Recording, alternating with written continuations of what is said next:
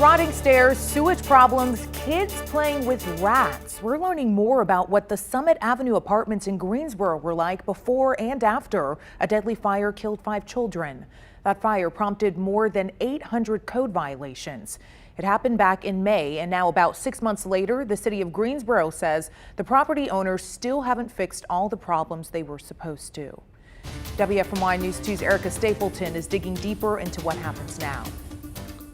The clock is ticking now for the complex owners to get those repairs done. They have 90 days or else the city can step in and put the repair work up for bid and make the property owner then pay for it.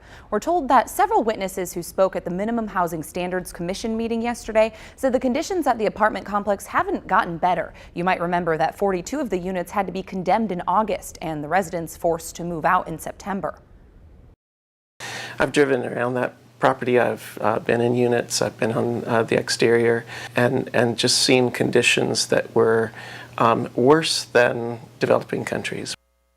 Dr. Stephen Sills with UNCG does research on housing in our area and points out that this is actually a pattern. The same units in question now were condemned and ordered to be demolished by the city in 2016 because conditions were so bad. The property owners were given time to fix the violations, and they did so that order went away and people were allowed to move back in. As of now, the city says 16 of the 42 units with violations have been repaired. We did reach out to the property owners, Arco Realty, for a progress report, but they never got back to us. Thank you, Erica. The city inspector started looking into the property after a deadly fire earlier this year. 4 young children and a baby were killed in the fire. Investigators say it started in the kitchen, but their smoke alarm did not go off. A few months ago, all families still living there had to leave the complex. That's when volunteers from various organizations helped the residents find a new place to live.